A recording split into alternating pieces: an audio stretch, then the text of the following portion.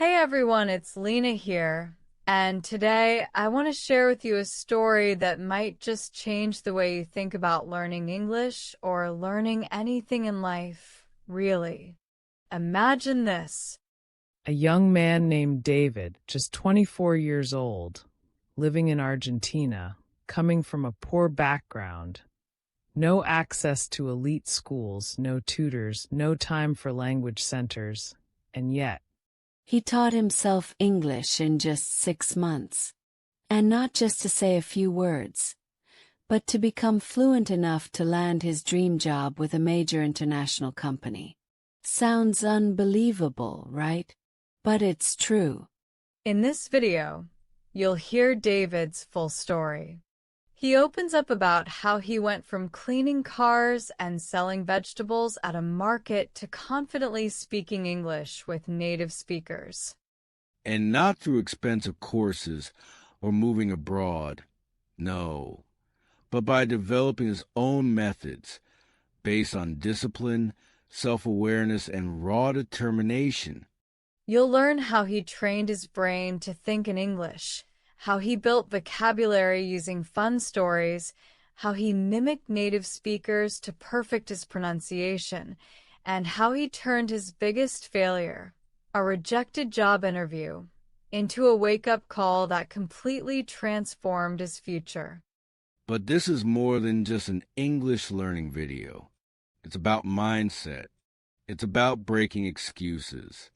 It's about finding purpose in every setback and using your pain to push forward. So if you've ever felt stuck, if you've ever thought English is too hard or I'll never be fluent, then this story is exactly what you need.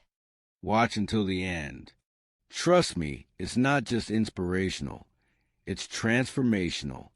Let's dive into the journey of how David turned his weakness into his superpower, and maybe, just maybe, it will help you unlock your own. Hello, friends. How are you? I am David. I'm 24 years old and I'm from Argentina.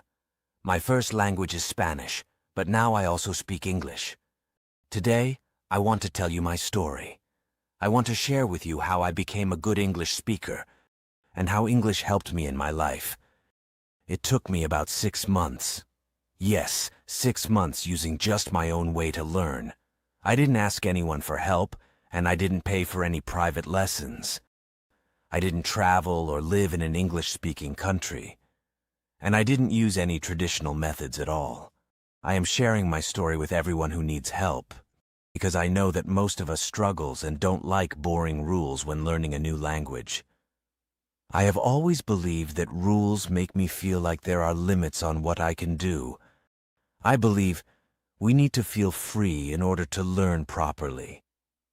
So if you have tried many times to improve your English using all the classic methods, but your English is still not good, and it's making you feel tired and frustrated, my journey will really inspire you, because I was in the same situation.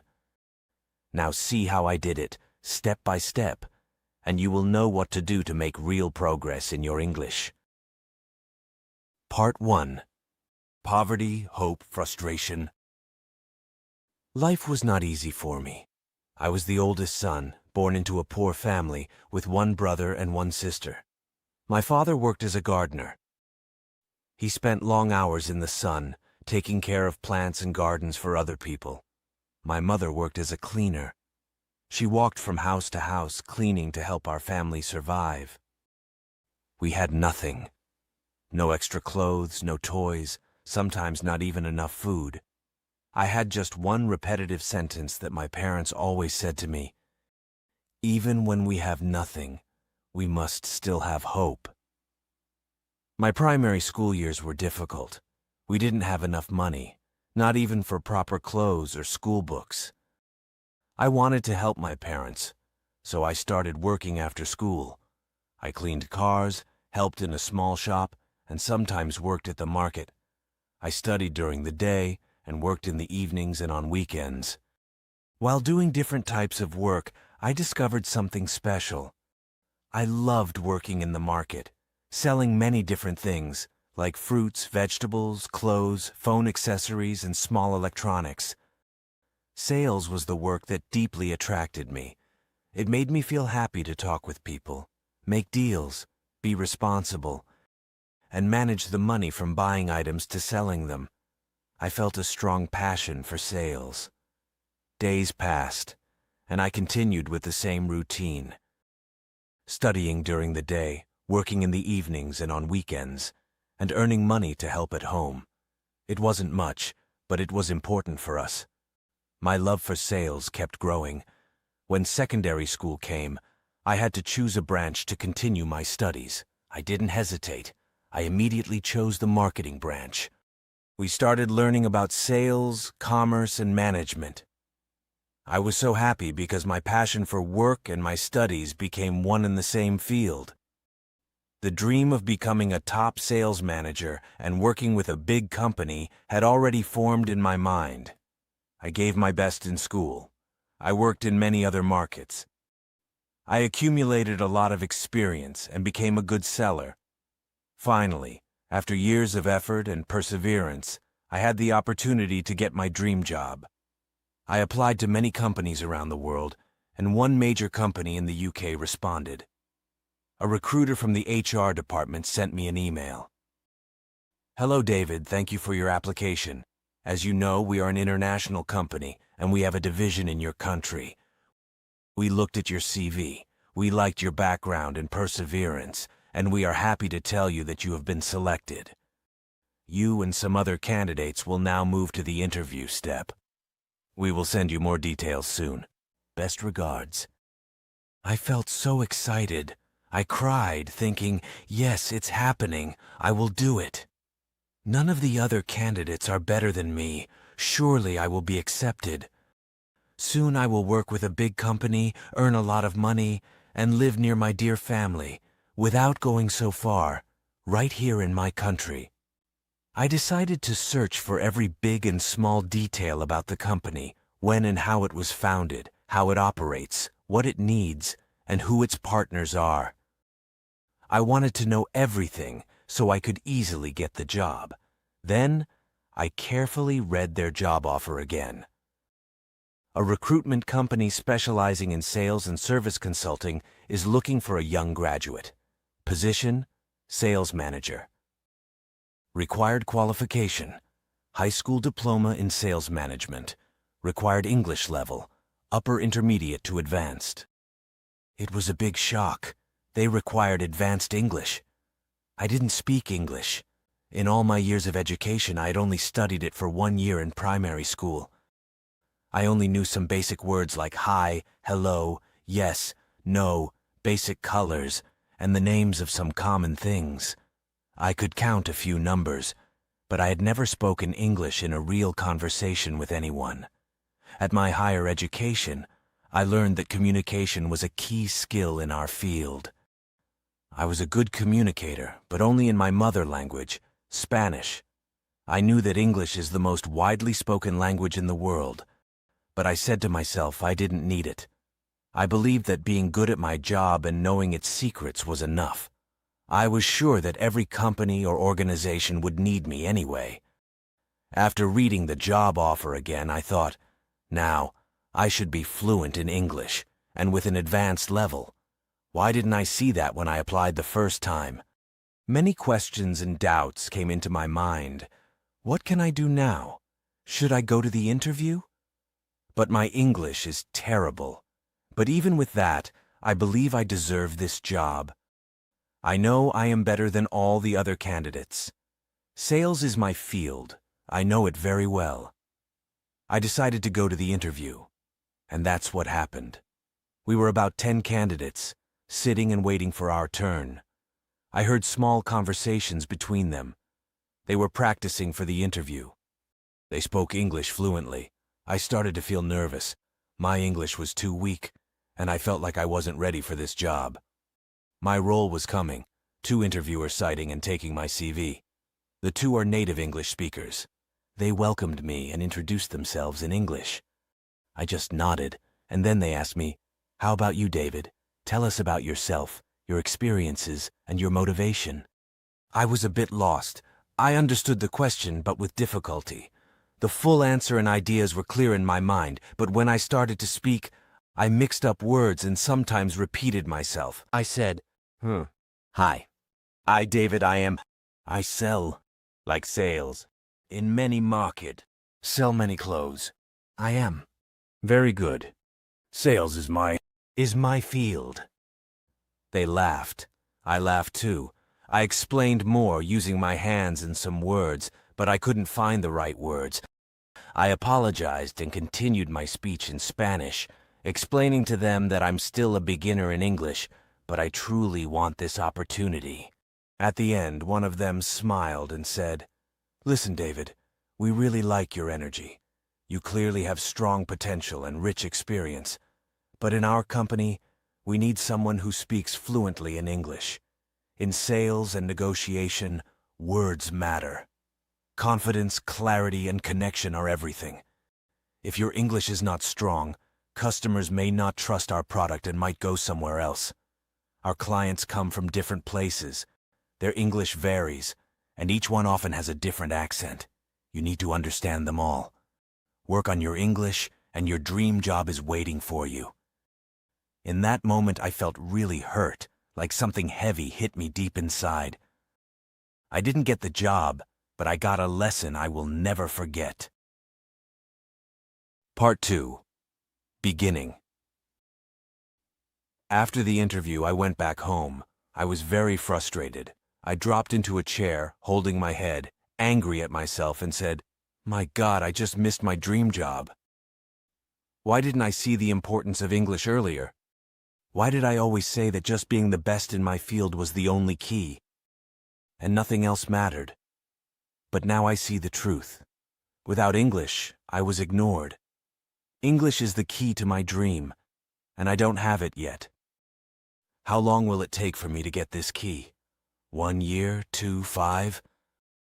I know many people struggle to speak English fluently, even after studying it for over 10 years. What can I do now? It was a long night. I sat alone in silence, thinking deeply, and made a clear decision. I had to learn English as quickly as possible. The next day, after selling some phone accessories at the nearby market and returning home, I started preparing my fast English learning plan. How can I learn English quickly and stay focused on it? What should I do, and what should I stay away from? I told myself that if I really want to learn fast, I must use my time wisely and stay disciplined. So, how can I do that? I thought that to build some good habits, I had to stop some bad ones. First, I began by clearing my mind and made a list of what I needed to stop doing. I decided to disconnect from some social media platforms. No more Facebook, Instagram, or TikTok. Before, I wasted hours lying in bed, scrolling endlessly through these apps, laughing at memes, watching live streams, following other people's lives, and jumping from one video to the next. I chose to keep only YouTube platform, unsubscribed from the distracting channels, and used it only for learning English. No more news on my phone. News really distracts my mind. Every day I receive a lot of notifications with news updates. I decided to turn off all sources of news.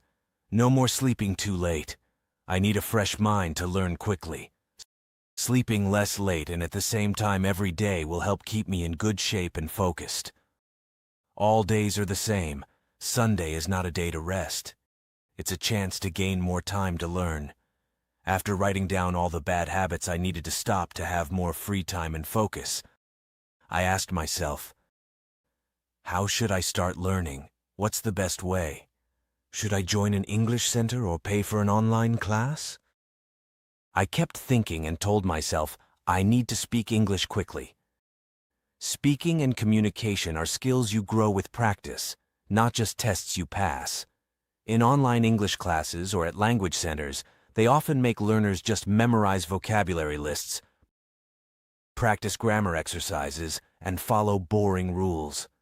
I noticed that most people, even after joining those classes for months or even years, still couldn't speak English. I saw how they wasted time and money. I'm not going to make that mistake. I want real progress, not delays. I want fast results in learning English. What is more, all the most important skills I developed by myself. That's why I chose to learn in my own way and at my own rhythm. Next, I set a goal. I should be fluent in English in just 6 months, and I named it my 6-month learning plan. Before starting my plan, I spent the whole night thinking, how can I become fluent in just 6 months? What's the best and fastest way? How can I build this skill quickly? And most importantly, what mistakes should I avoid? After thinking deeply, I realized something important. Many beginners focus only on learning and memorizing lots of new words. They believe that knowing 1,000 or 2,000 words will make them fluent. But that's not true. I already knew quite a few words, and still, I couldn't speak. I also noticed that during my interview, the real problem I faced was trying to think first in my own language, search for the right words in English, and then translate. That caused a big delay, made me less confident, and put a lot of pressure on me. So I made a decision that I had to fix this problem first. I needed to stop thinking in my own language and translating. Speaking should come naturally and flow easily. And I didn't need new words. The vocabulary would grow on its own with practice. This phase of my learning plan is absolutely important. I had to reprogram my mind to replace translating with thinking directly in English, which was difficult and didn't happen overnight. I scheduled 1 month to focus on it and solve any problems that could face me in achieving this goal. No translating and no more new words. Let me explain exactly what I did. 1. I wrote a list of basic sentences. I asked myself, what sentences do I already know that I can use easily to train my mind every day without adding new words or translating? I found about 60 simple sentences and wrote them down. Here are some examples. Hello, nice to meet you. How about you? Where are you from? I'm happy to be here. Can you help me? It is too expensive. Do you speak English? I am not sure. I like this place. I read these sentences in a clear and strong voice and repeat them 10 times in the morning and again in the evening. In the beginning, my speech was hesitant. But after 10 days, these sentences started coming to me naturally and automatically. My mind began to take in this new way of speaking. 2. I made a habit of speaking to myself in English every day. After simply reading out loud, I took another 10 days and introduced something new and highly effective. Every time I was alone, I spoke English to myself. For example, when I was at the market, I said, I am at the market. There are a lot of people. I bought a lot of things today. When I wanted to make something to eat, I told myself, I'm going to cook now. I need to gather all the ingredients. Let's make something quick and delicious. At the start, my sentences lacked connection and rhythm, and I felt a little crazy. But then I began to see it as my own private stage, where I could practice different scenarios without anyone seeing or hearing me. By the end of those 10 days, confidence, clarity, and connection began to grow in my speech. My brain also started thinking directly in English. But I noticed something a bit uncomfortable. When I felt calm, speaking came easily and naturally. But when I got nervous or distracted, I found myself thinking in my native language and translating again. That is when I understood controlling my emotions was another skill I needed to develop. 3. I practiced 10 sentences every day with more control over my emotions. To develop my ability to control emotions, I thought a lot about how I could practice. Then I found a powerful method, watching cartoons. Cartoons use a lot of emotion in their speech, which was great for me. So I used the last 10 days of this phase in my learning plan to pick up sentences from cartoons on TV. Every day I picked 10 easy sentences, copied them, and spoke them with their original emotions, just like in the cartoon. I repeated them 10 times, morning and evening. This method really made a difference. It helped me speak naturally in any situation. By the end of the first month, I felt that something had changed. I managed to reprogram my mind to think directly in English without needing to translate. Even if my sentences were short and simple, I could still speak naturally, confidently, and with different emotions. I felt a little satisfied, but deep down, I knew that after this 1 month, the real work would just begin. Part 3. Another improvement. After a month of training my brain to work the right way and correcting my major mistakes, my mind was finally prepared for the next phase.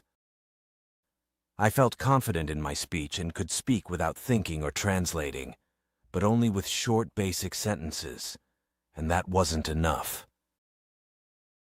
I wanted to have real conversations. I wanted to understand everything native speakers said directly and without translating. So, I began a new phase, one that would take me to another level.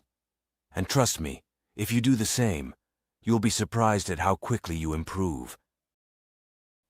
I discovered something very important. After this month of practice, while speaking, even if I was thinking directly in English, my brain was still slow. The words came to my mind quickly, but I couldn't put them together fast enough.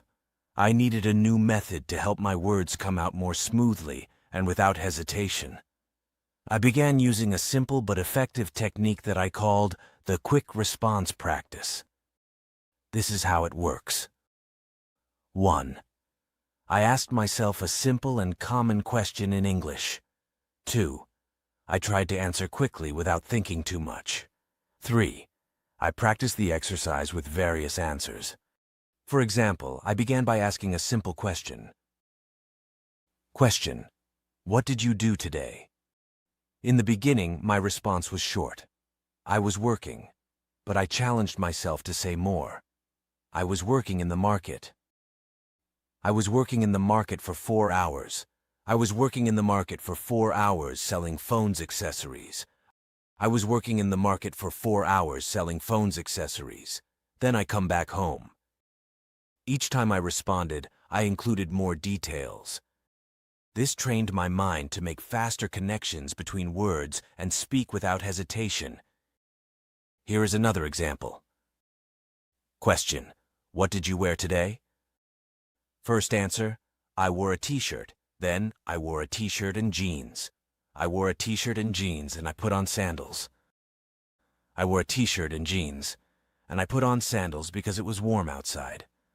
I wore a t-shirt and jeans and I put on sandals because it was warm outside and I wanted to be comfortable for my walk. I practiced this exercise every day for 1 hour, 30 minutes before bed and another 30 minutes after lunch. My speaking speed improved significantly, with longer sentences and no hesitation. That gave me a lot of energy to continue my learning plan. I felt truly happy. My speaking was getting better, but there was another problem I had to fix. Even if I spoke English correctly, I still sounded like a foreigner.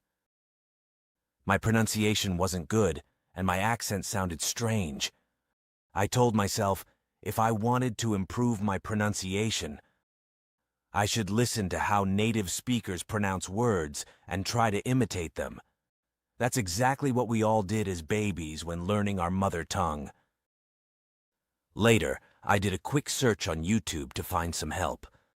I discovered that what I had told myself was exactly the method experts recommend to improve pronunciation on your own, without a teacher.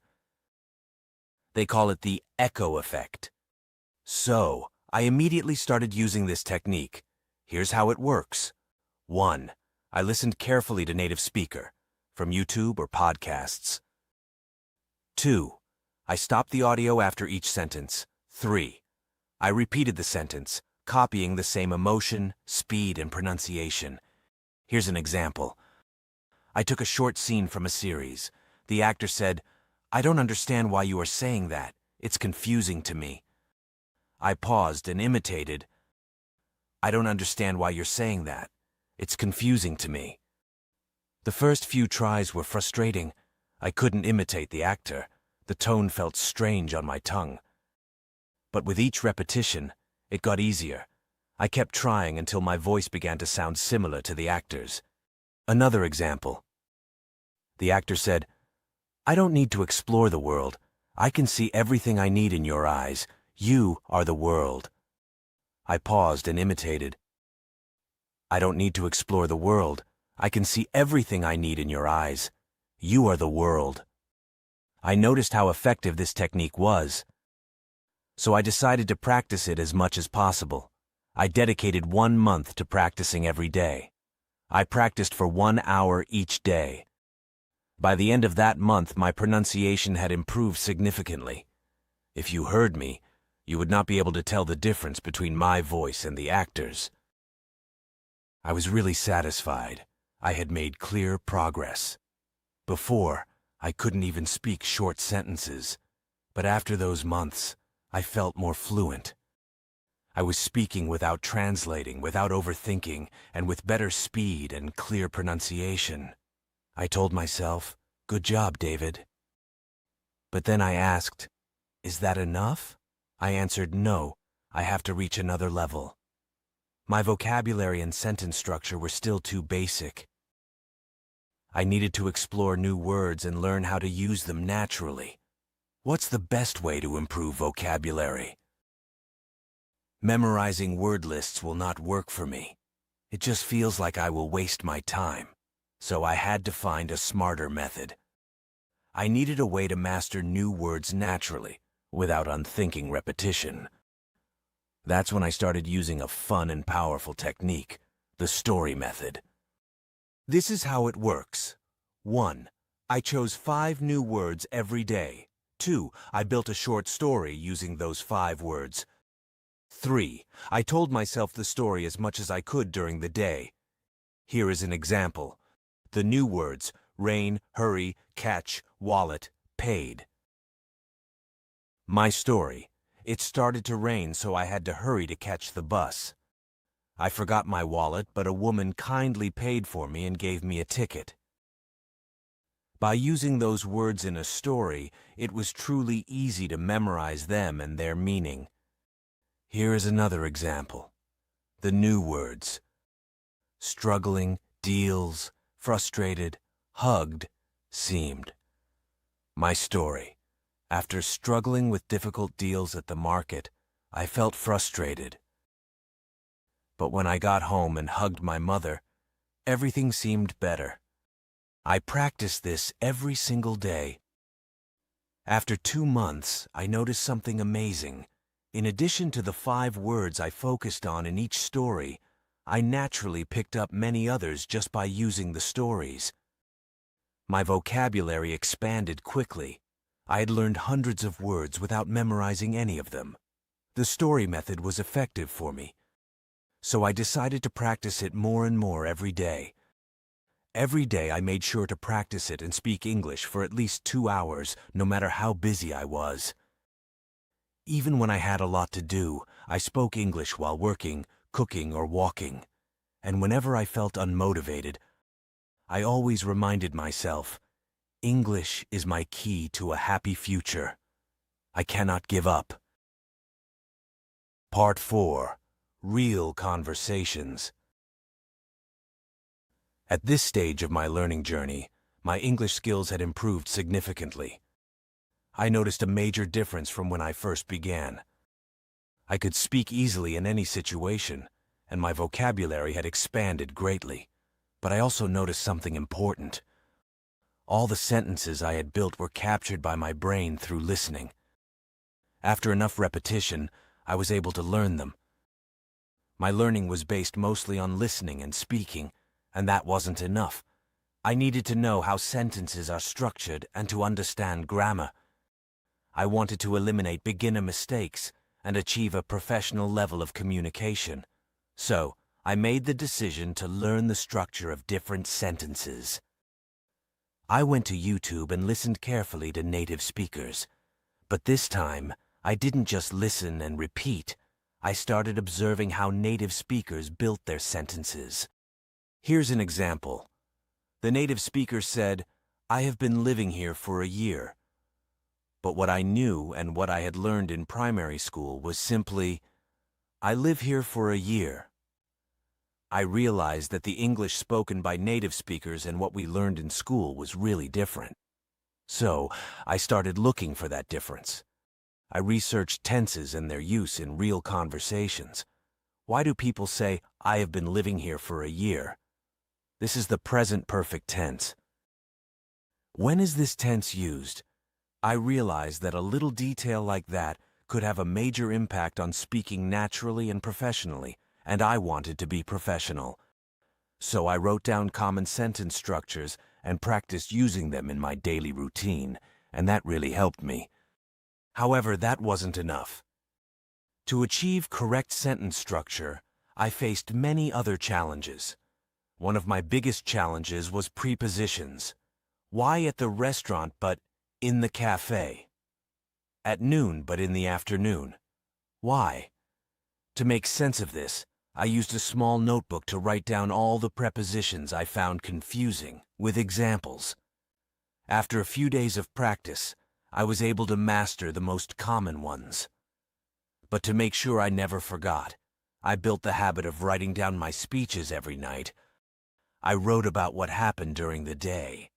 Writing helped me a lot.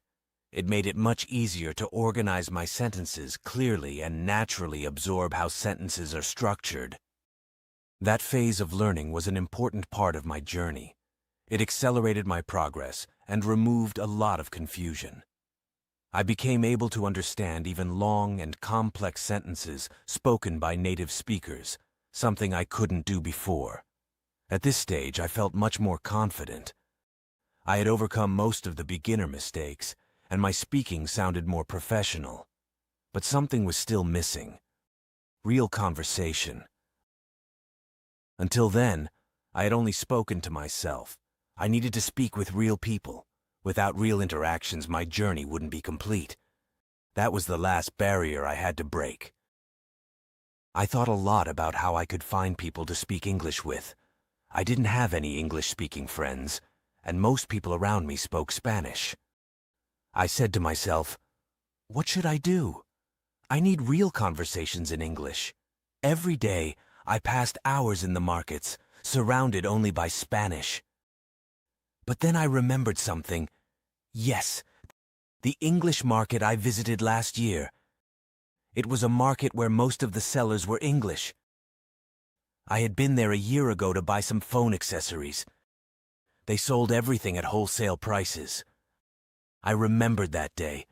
It was confusing but funny. We managed to communicate with just a few words in Spanish. I got what I needed and left. So finally I had found the perfect place to break that barrier and have real conversations. I felt excited but also a bit nervous. Then I decided to visit the market and face my biggest fear: talking to native English speakers.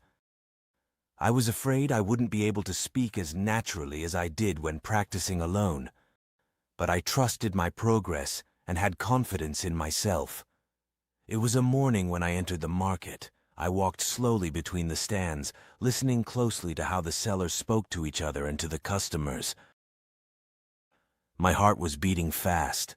I kept walking until I saw one seller smile. I told myself, it's now or never. I approached him and asked in English, "Do you have this phone case in black?" He looked surprised, but he smiled and said, "Yes, we do. Give me a second." That was my first real conversation with a native speaker. I felt so proud. We continued with small talk about prices. How much is this? $3. And this? $4. Do you have something cheaper? Yes, look at this one. It costs $2. Great, I like it. I will take 20 of them. It was a basic conversation, but I was communicating. I made my purchase, said goodbye, and left the market with a big smile, proud and motivated. After returning home, I felt truly happy. I had communicated confidently with the seller. I realized that the fear of making mistakes is the biggest obstacle that can stop people from taking action. If I had let it control me, I would never have made that conversation. But I faced it and took the first step. I also realized that I had truly made great progress in my learning journey. The process I had followed was effective. From that day on, I decided to visit that market from time to time. Each visit became a new opportunity to practice real English. I had lots of conversations with most of the sellers there, and we even shared jokes and laughed together. Sometimes I made small mistakes, but no one paid attention. They focused only on what I wanted to say, not on the exact words I used. But for me, each mistake became a learning moment. After several visits, speaking became easier for me. Words came to my mind without any effort or preparation. I felt like I was finally speaking like a native. Then I took a moment to think about the level I had achieved. I sat down and asked myself, have I become fluent? Is this the level I plan to reach? Is it enough for my dream job? After a while, I realized that my speaking had become fluent, but only in short exchanges, like the first one. The sellers were often busy with customers, so our talks were brief. I was repeating the same dialogues with various sellers. I needed to have longer conversations. I needed to be able to share ideas and make strong arguments in long discussions to impress my future clients in my job. But that stage of visiting the English market was truly significant for me. Even if the conversations were brief, they contributed greatly to boosting my confidence. So it was time to move to the next phase. I had to prepare my mind and find a method to keep my speech fluent during more complex conversations. I thought a lot about how to find that method. I needed a way that would give me more time for longer conversations. I realized that in real life, conversations are often short. No one has much time. Everyone is busy with their own responsibilities.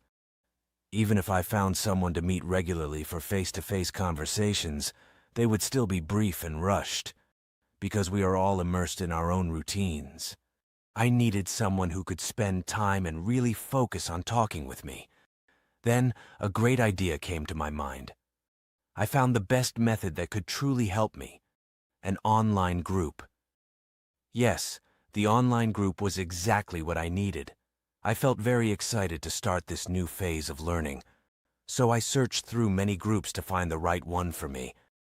And finally, I found it. It was a WhatsApp group called Exchange of Experiences in Sales and Marketing.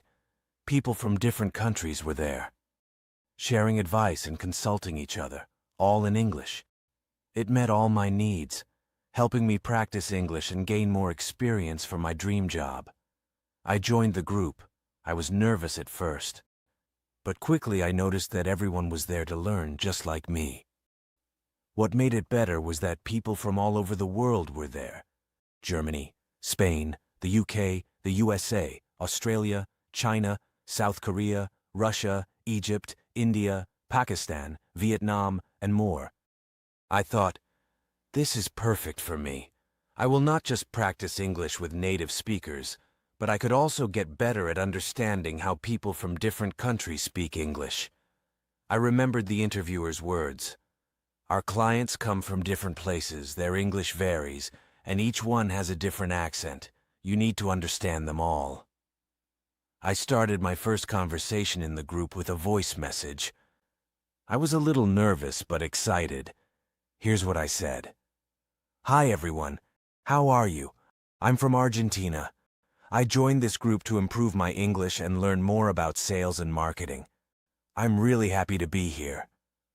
After a while, a member from India replied, Welcome. Great to have you with us. What kind of sales experience do you have? At first, I couldn't catch what he was saying. He spoke English with an Indian accent. I replayed the audio a few times until it became clear. Then I answered, I've worked in phone accessory sales. Now I want to improve my speaking skills and learn how to deal with international clients." He replied, "Good. This is your home.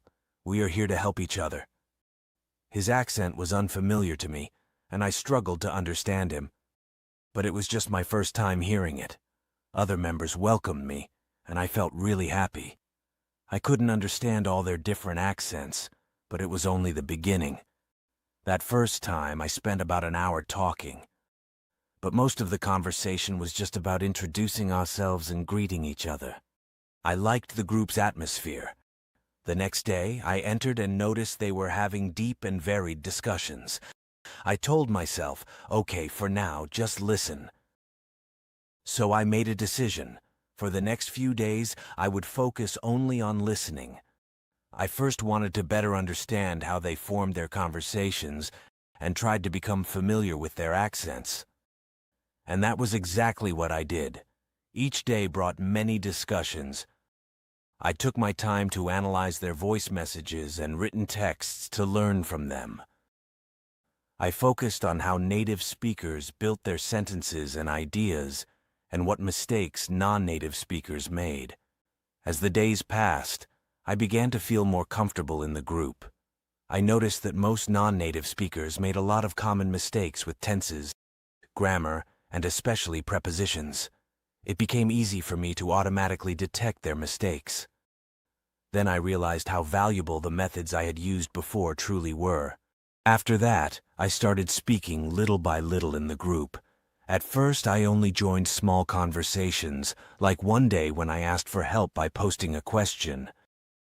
This is what was said. "Hello, everyone. Can someone help me? How do you usually start a sales presentation with a new client?"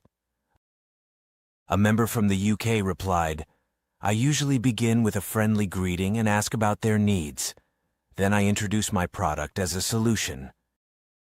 Me, replying, "Thanks, that is really helpful. I will try that approach next time I practice." I continued the same routine for over a month. I stayed consistent and spent at least 2 hours each day in short conversations. I participated in hundreds of discussions and interacted with the members regularly. My brain kept automatically absorbing new words, expressions, and different speaking styles. Each voice message helped me get familiar to a new accent. Some members had fast speech, others spoke slowly but used unfamiliar words. Sometimes I had to replay messages several times to catch every word. But little by little, my ears adapted. Indian, Egyptian, Russian, Korean, even the Australian accents started to sound more familiar. The conversations moved fast, but being in a group allowed me to participate without stress. Even when I couldn't respond immediately, others did. That took the pressure off and gave me time to gradually adapt and learn to reply more quickly. Sometimes I even guessed the country of the speaker before they said it, just by their accent. That made me smile. I was really learning. I also noticed that my own speech was improving. I spoke with more fluency, used better expressions, and didn't pause as much. After a month of group conversations and interactions, I realized that although I had reached a good level of speaking and confidence, it was mostly in situations where I was not required to reply immediately. I knew I needed a new challenge, something that would push me to speak more directly and without delay. That's when I decided to move to the final phase of my journey. One-to-one conversations. I sent a private message to an Australian member of the group and asked if we could have some short one-on-one chats. He kindly agreed. Our conversation was brief, greetings and some simple questions. I was a bit nervous at first because he was a native speaker, but that feeling disappeared quickly. Soon I was responding clearly and without hesitation. The words came naturally. It was a simple exchange, but I handled it confidently.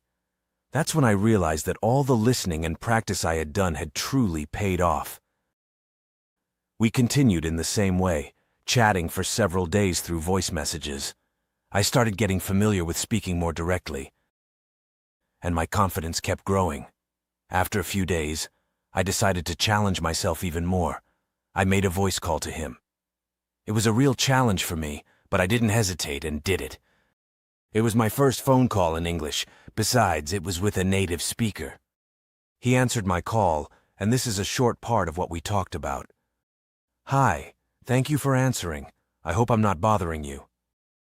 "Not at all. It's great to hear from you." "Thank you. Well, I was wondering if we could talk directly by call. I need your help with something. Can you do that?" "Of course, it's a pleasure to help you. What do you need?" "I had like to practice a short product presentation. Can you give me feedback?" "Absolutely. I would be happy to help." "All right. Here is my presentation. Hello. I'm offering a new phone case that's strong, lightweight, and available in 5 modern colors. It's designed for people who want a mix of protection and style. Whether you are at work or out with friends, this phone case fits every lifestyle." Wow, that was great. Very clear and confident. I like how you described the product. Just one suggestion. When you said a mix protection and style, maybe you could say a perfect balance of protection and style. It sounds a bit more polished. That is a good point. I will definitely try to say it that way next time. Another thing, you maybe say durable instead of just strong to sound more professional. Great tip. I will use that word next time. That was just a part of our call. We kept talking, and he continued giving other tips and tricks that could help me. We spoke for about 10 minutes. What a proud moment. I had spoken with a native English speaker for 10 full minutes. No delays, no fear, just smooth English. I smiled and thought, "That was a great improvement, David. You just had your longest conversation ever." I felt an unbreakable confidence growing inside me. It felt like I was truly unlocking fluency. But I knew that to maintain that progress, I needed more direct conversations like that. So I decided to keep practicing. Every day I would engage in group discussions and then continue to challenge myself with private calls. After a month, I gained valuable experience in having long conversations. I realized that I had reached all the key stages of my learning journey. My brain had adapted to speaking directly, easily, and for longer periods with others. Words flowed naturally, and I gained a deeper understanding of sales vocabulary and picked up many new words. One day, something special happened. The group admins invited some specialists to an online meeting about how to close deals with international customers. And there was a surprise. I found myself among the participants. The admins had noticed my perseverance and curiosity, and they decided to invite me to join. That was the big test for me. Before the meeting began, I felt really nervous. Speaking live with native speakers and specialists, it was a big step. But I reminded myself how hard I had worked. This wasn't the moment to doubt myself. The meeting started. I waited and listened carefully. Then I took the chance to speak. My words come out clearly and confidently. I didn't have trouble finding the right words. I understood what others were saying without confusion. The participants listened attentively, nodded to show their agreement, and even asked me follow-up questions. It lasted over 1 hour. That was the longest and most complex conversation I had ever had in English, and I did it. It was an incredible moment. That was the moment I realized I was no longer just practicing English. I was using it to connect, to learn, and to grow. That was the day I knew I had achieved fluency. It felt like a miracle. But in reality, it was the reward of months of hard work. I sat down and thought about how it all began. I opened my phone and checked the calendar. It had been 6 months. I could hardly believe how far I had come. I was no longer the insecure boy who had been ignored for poor English. Now I spoke with confidence, shared my ideas clearly, and even give advice to other non-native speakers. Part 4. Dream Job and Lessons. 6 months after beginning my journey, I applied again for my dream job. But this time, everything had changed. I was no longer the anxious, quiet boy they once met. I was no longer the guy who avoided eye contact or struggled to find words. I walked into that interview room sure of myself. I looked the interviewer in the eye. I sat down knowing that English was no longer my weakness. It was now a tool I could use with ease. I spoke clearly, and every answer came naturally. I wasn't just using English, I was shining. I saw it on their faces. They weren't just impressed by my words, but by the journey behind them, my dedication and growth. 2 days later, I received a call that changed everything. That moment will stay with me forever. "David, we are pleased to offer you the job. Congratulations!" Tears filled my eyes. I couldn't believe it. My dream job, the same place that once said no, was now saying yes. And the offer? A starting salary of $4,500 a month. $4,500 for my first job, more than I had ever imagined. I stood frozen, phone in hand, tears streaming down my face. The first thing I did was rush to my parents. "Mom, Dad, they hired me." My mom started crying before I could say more. My dad, who hadn't shown joy like that in a long time, said just one thing: "We always believed in you, my son." My brother and sister screamed with joy on the other line. Then I remembered the words my parents always said: "Even when we have nothing, we must still have hope." In that moment, I realized I wasn't just doing this for myself. I was doing it for them too. Keys, lessons from my journey. 1. Mindset can be your friend or your enemy. The way you think shapes what you do. Most learners fail before they even begin because of their mindset. They don't believe in themselves. I used to be the same. I doubted myself too. I thought English wasn't for me. But when I changed my thinking, everything changed. I started telling myself, English isn't hard. It's just a skill, and I can learn it. I began to see each day as a chance to improve. That belief changed everything. The biggest barrier was never the language. It was my own mindset. 2. Thinking without translating is the key to fluency. Every language has its own way of thinking. At first I struggled because I kept translating everything from my native language. But I knew I had to stop that habit. I focused all my effort on training my brain to think directly in English, because I understood this was the hardest part of learning a language, but also the most important. Since childhood, our subconscious minds have been programmed to think in our native language. Reprogramming it to think in another language takes time and patience. That's why I gave this stage my full attention and energy. I knew that once I could control my thoughts in English, fluency would follow. 3. Have a sense of observation. The most powerful tool in my learning journey was being observant. At every stage of my learning journey, I took time to pause, reflect, and observe. I observed my progress. I asked myself, is this method really working for me? Am I making real progress, or just repeating the same things? I reviewed what I had done, identified my mistakes, and thought about how to fix them. I also observed the tricks native speakers used, and added some of them to my own plan. Observation also taught me something important. Many learners work very hard, but they believe effort alone will lead to fluency. I realized that intensity means nothing if you are not on the right path.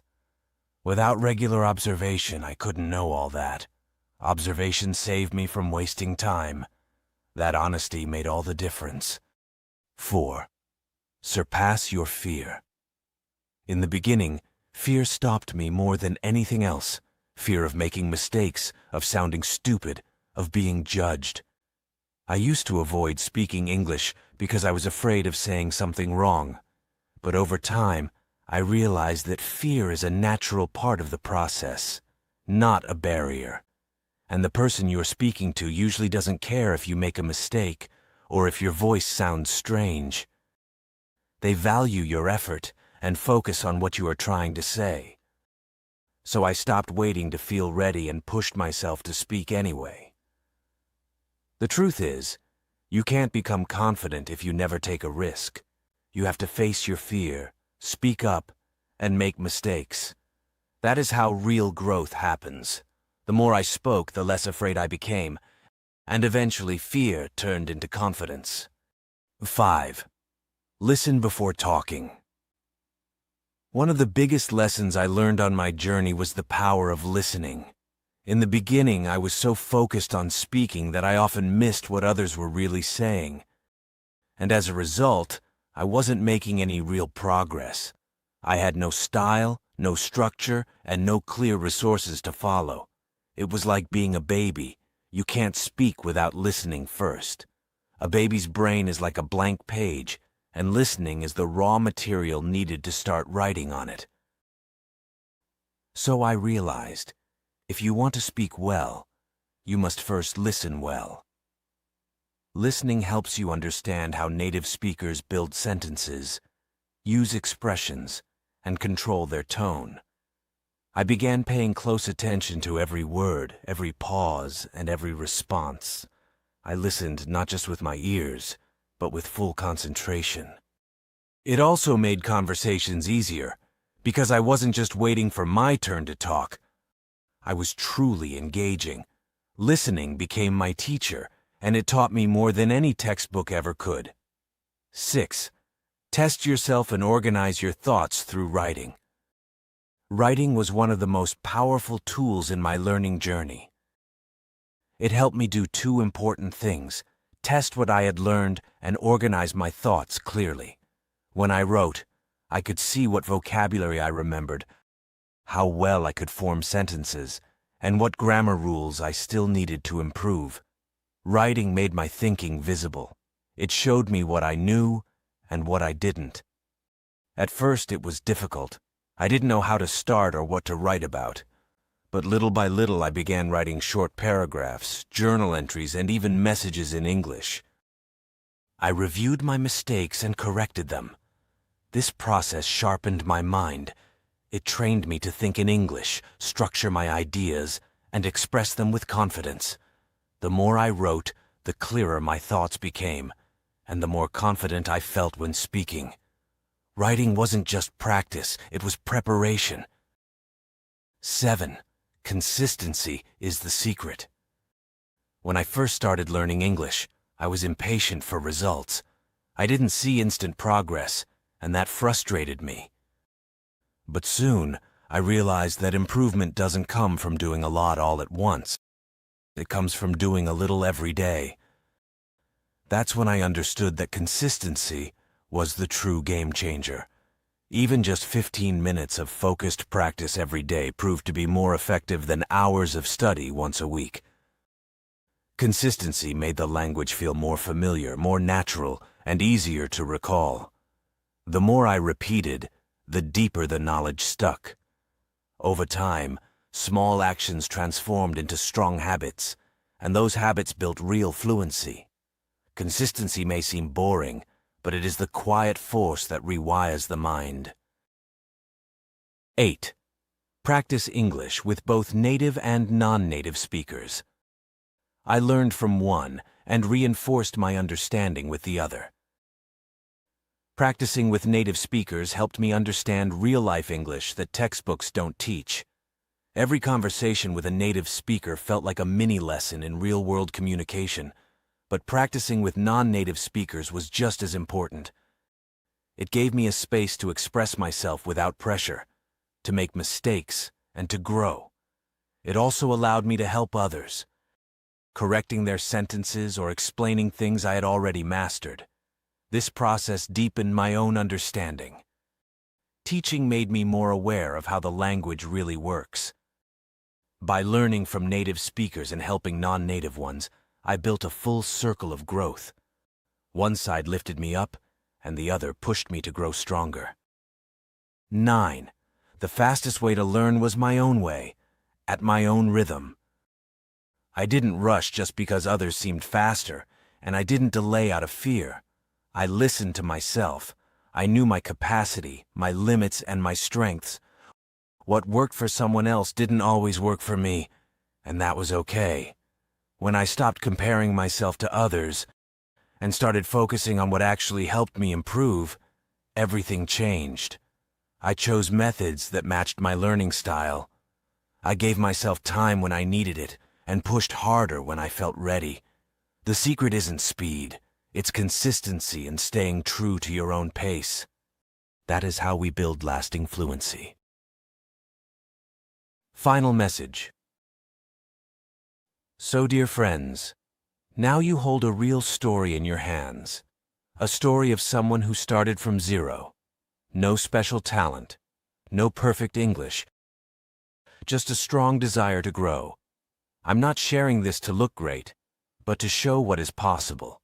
If I could do it in just 6 months, you can too.